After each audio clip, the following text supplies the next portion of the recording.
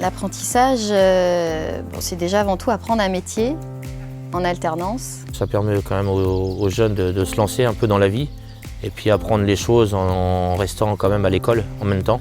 Mais c'est surtout aussi une rencontre, je trouve, entre un jeune et une entreprise. C'est plus qu'un lien fort, puisque un apprenti est salarié.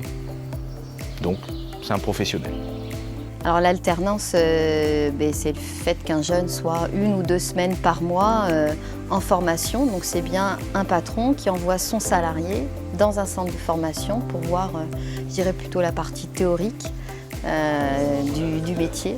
Il y a un accompagnement qui est évidemment pédagogique, c'est-à-dire qu'on amène les jeunes au niveau de connaissances nécessaires pour l'obtention de leur certification, de leur diplôme. On a aussi un accompagnement socio-professionnel, plus tourné là, vers le social. Et l'idée ou l'objectif de cet accompagnement, c'est de pouvoir repérer les difficultés et pouvoir trouver des solutions avec le jeune. Notre but, c'est de former le jeune vers un métier qu'il a choisi. Et chacun à sa place, on doit l'accompagner au mieux. On est au sein d'un EPLE-FPA et on a la chance de pouvoir utiliser les ateliers techniques avec des installations de qualité. Et c'est au service de la pédagogie de chaque centre. Donc les apprentis peuvent y avoir accès suivant leur formation.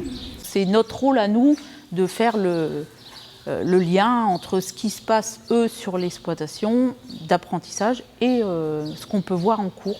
La pratique, c'est la base de l'apprentissage des jeunes, puisque effectivement, ils sont un quart à un tiers de leur temps en CFA, et les 2 tiers ou les 3 quarts du temps en entreprise.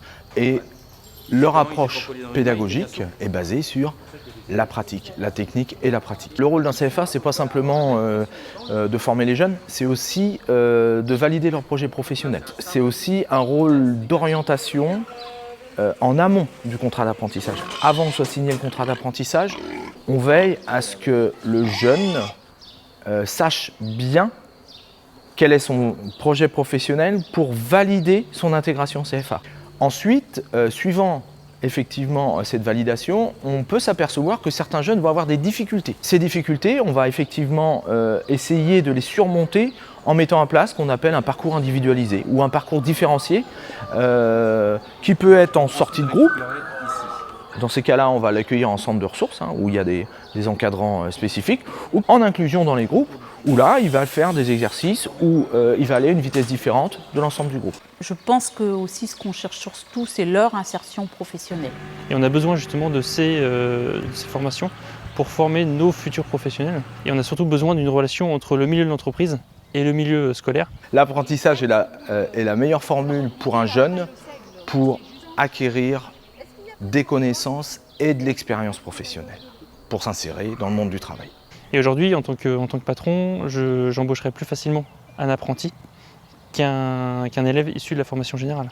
C'est des jeunes qui, quand ils vont sortir de formation, ils sont capables, je dirais, d'être en partie autonomes sur un maximum de tâches professionnelles qui répondent bien sûr au référentiel métier.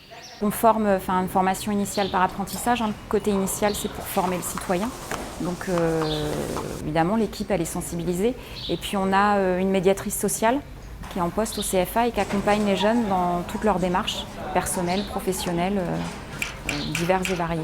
L'enseignement agricole public ouvre ses portes pour des formations à tout public, scolaire, apprenti, adulte. J'ai réussi à accrocher dans le métier par le biais de l'apprentissage. D'avoir comme ça une alternance, c'est vraiment moi ce qui m'a éveillée et aux études et au métier qui me plaisait. Quand je suis avec les jeunes, je n'ai pas un rapport prof-élève, on a bien un rapport formateur, éducateur, jeune, apprenti, jeune salarié.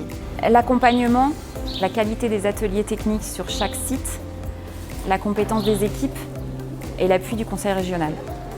Je pense qu'aujourd'hui, les exploitations deviennent des grosses entreprises aussi et qu'elles ont besoin de main-d'œuvre effective et de jeunes qui soient capables d'analyser, de réagir à des contraintes immédiates et de prendre un minimum d'initiative, donc avoir de l'autonomie. Pour moi, c'est vraiment une voie d'excellence.